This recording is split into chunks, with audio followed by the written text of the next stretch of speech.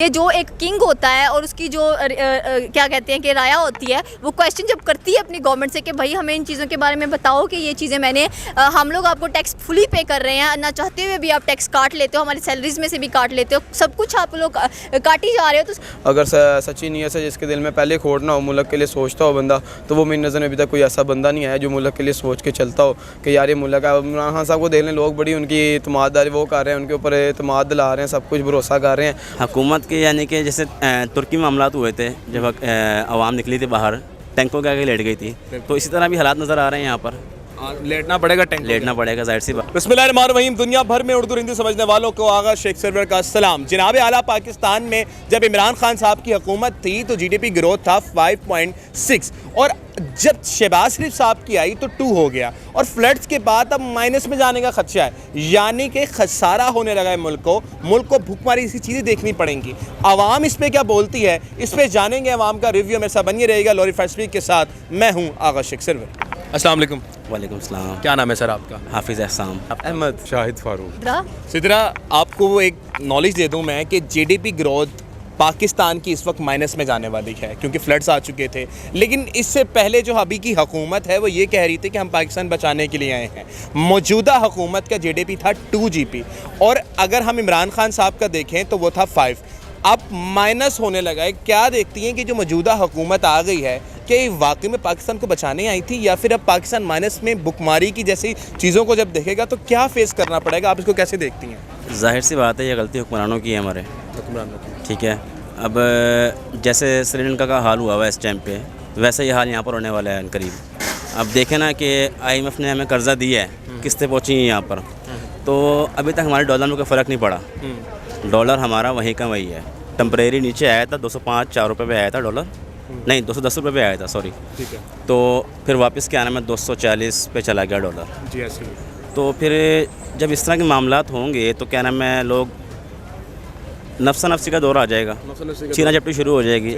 जिस तरह के आपके हालात सामने हैं, कराची में मामलात हो रहे हैं, डकैतियाँ हो रही हैं, रोज़ बंदे मर रहे हैं वहाँ पर, तो यही मामलात होंगे यहाँ पर भी। यही देखें, पहली बात तो ये है कि अगर हम अपने हमसाया मुल्क की तरफ जाते हैं, वो इकनॉमिकल लिहाज से 4th रैंक पे जा रहा है, ठीक है। और हम जो हैं वो इकनॉमिकल लिहाज से बहुत पीछे जा रहे हैं। हम क्यों? उसकी वजह ये है कि हमने IMF से इतना कर्जा उठा लिया हुआ है कि हमें स्टेबल होने के लिए भी 100 साल की ज़रूरत पड़ेगी। अगर स्टेबल होना है तो मेहनत इस तरह की करनी पड़ेगी कि जिस तरह की दूसरी कंट्रीज़ कर रही हैं, जो नीचे से ऊपर आ रही हैं। आज़ाद तो हम साथ हुए थे, 75 साल उन्हें भी शादी को हो गए, हमें भी हो गए, लेकिन वो आगे क्यों जा रहे हैं? उसकी वजह यह है कि जो इन्वेस्ट करते हैं पैसे लोग उनके मुल्कों में करते हैं, ना कि बाहर उठा के लेते हैं। हमारे जितने भी बड़े इन्वेस्टर हैं, मलक रियाज हो गए, ये हो गए, वो हो गए, मुल्क में ज़रूर करते हैं इन्वेस्ट, लेकिन उससे ज़्यादा प्रॉपर्टी उनकी बाहर के मुल्क में होती है। उसकी क्या वजह है? उनकी वजह यह है कि मुल्क पे, अपने मुल्क पे आप खुद नहीं इत्मीनाद करेंगे तो लोगों ने क्या करना है? ये रजीम चेंज वाले ने जो काम किया है, और इसके पीछे जो कुव्वतें थी वो मुल्क को बचाने के लिए आ रहे थे कि इमरान से मुल्क सही नहीं चल रहा, लेकिन ये तो बिल्कुल बेरागर्क कर दिया इन्होंने आके। हमारी लार्ज स्केल मैन्युफैक्चरिंग 10-11% पे थी, हर तरह की ग्रोथ हो रही थी, एक्सपोर्ट हमारी 32 अरब डॉलर चले गई, 30-32 अरब डॉलर हमारी रेमिटेंस थी, वो सारा कुछ कम हो गया। और महंगाई इतनी ज़्यादा हो गई, महंगाई पे शोर डालते थे। पेट्रोल 150 रुपये हो गया जी, तो ये कहते थे जी ये वज़ीर-ए-आज़म चोर है, खा गया, ये कर गया। अब 250 रुपये है। ना मीडिया बोलता है, ना आवाम बोलती है, कोई नहीं बोलता। तो ये सारा ने ये जिस मकसद के लिए लाए थे कि जी मुल्क की बेहतरी होगी, मुल्क बेहतर करने के लिए जो सर्टिफाइड चोर हैं, जो डाकू हैं, और जिनके मुतल्लक सारा कुछ सबूत है इनके पास, और लोगों को बताया जाता था कि ये इन्होंने ये किया है, उन्हीं को लाके मुसल्लत कर दिया। काबीना तो ज़मानत पे, वही ज़मानत पे है, और कि जो वज़ीर-ए-आज़म को सुबह फर्द जुर्म लगनी है, एक दिन पहले वो वज़ीर-ए-आज़म का हलफ उठा रहा है, हलफ बर्दारी।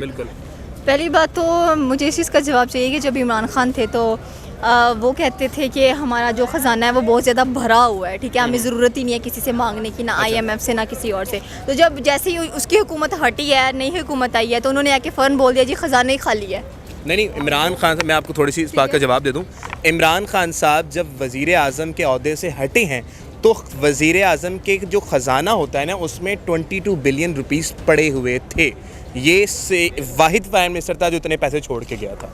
तो मैं वही बात करनी कि अब वो 22 बिलियन रुपीस कहाँ हैं, अगर स्टिल हम खसारे में जा रहे हैं, हम डिफ़ॉल्टर्स बनते जा रहे हैं, जैसे श्रीलंका बन गया है, उसको बैंकरप्सी का शिकार उसको फेस करना पड़ गया, तो अब जाहिर सी बात है हम भी फिर श्रीलंका वाली सिचुएशन में ही जा रहे हैं। मामलात होंगे सर। आप देखते किसको हैं कि मौजूदा हुकूमत की ज़्यादा गलतियाँ हैं या जो पीछे हुकूमत गुजर गई उसकी गलती थी?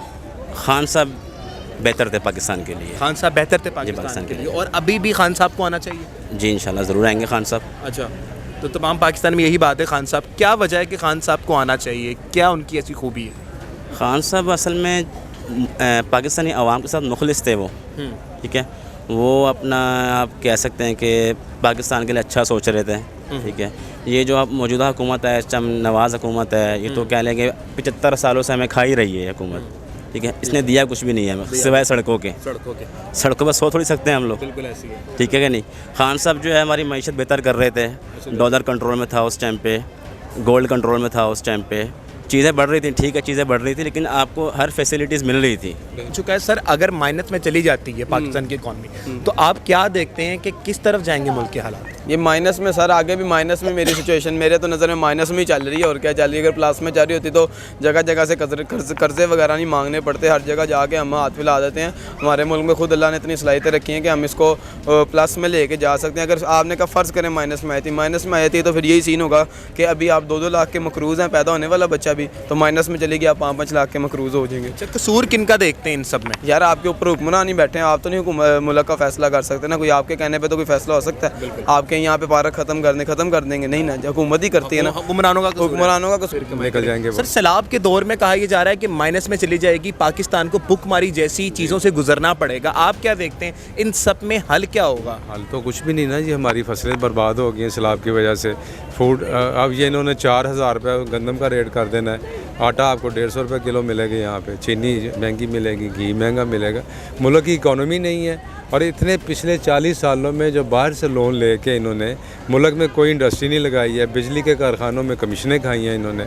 उसके अलावा देखना बिजली 50-60 रुपये यूनिट पड़ रही है, अगर वो पानी से बिजली बनाते 3-4 रुपये यूनिट पड़ती, वो बनाई नहीं है। जिनमें कमीशनें ज़्यादा थी वो सारे इन्होंने पावर प्लांट पहले लगा लिए, वो लगा लिए ना इन्होंने, और डैम बनाया कोई नहीं है। वो बने होते सैलाब ना आता, मुल्क का ये हाल ना। कसूर गवर्नमेंट का ही है, उसने हमसे इतने टैक्सेस लेते हैं, बिजली के बिल में इतने टैक्सेस आ रहे हैं, पेट्रोल की कीमतें इतनी बढ़ाई हुई हैं, फिर भी पैसे नहीं है मुल्क के अंदर, तो वो पैसे जा कहाँ रहे हैं? तो ये तो गवर्नमेंट जवाबदेह बनती है ना, हमें जवाब देना चाहिए उसको। मौजूदा गवर्नमेंट को देना चाहिए ना कि इतनी कीमतें बढ़ाई हैं, प्याज लेने जाओ, आलू लेने जाओ, कोई सब्जी आप लेने चले जाओ, ऑयल की प्राइसेस इतनी ज़्यादा हैं, तो जो टैक्स लग के आ रहा है उसके पास हम लोग पे करें, वो कहाँ पे जा रहा है? वो कहाँ पे जा रहा है? अब हुकूमत हमें जवाब दे ना, क्योंकि देखें कि जो एक किंग होता है और उसकी जो क्या कहते हैं कि राया होती है, वो क्वेश्चन जब करती है अपनी गवर्नमेंट से कि भाई हमें इन चीज़ों के बारे में बताओ कि ये चीज़ें हम लोग आपको टैक्स फुली पे कर रहे हैं, ना चाहते हुए भी आप टैक्स काट लेते हो, हमारी सैलरीज में से भी काट लेते हो, सब कुछ आप लोग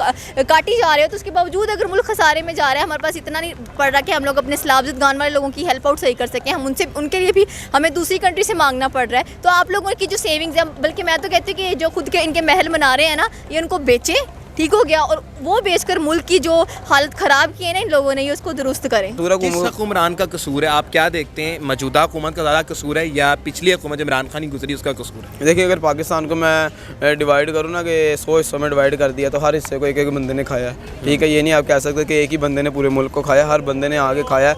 2-4 हुक्मरान जो सच्चे आए होंगे बस, उनके अलावा कोई नहीं है। वो भी सच्चे में से बेजान जिसके आगे इतना पैसा पड़ा, वो तो कोई भी नहीं छोड़ता, सीधी बात जो है। अगर सच्ची नीयत से जिसके दिल में पहले खोट ना हो, मुल्क के लिए सोचता हो बंदा, तो वो मेरी नज़र में अभी तक कोई ऐसा बंदा नहीं आया जो मुल्क के लिए सोच के चलता हो कि यार ये मुल्क है। इमरान खान साहब को देख लें, लोग बड़ी उनकी इतमाददारी वो कर रहे हैं, उनके ऊपर इतमाद दिला रहे हैं, सब कुछ भरोसा कर रहे हैं। आप देखें सैलाब खान लोग रुल रहे हैं, पिट रहे हैं, लेकिन अभी भी वो बेचारे तौहीन अदालत के केस में फंसे हुए हैं। तो मुल्क कैसे चलाना है किसी ने?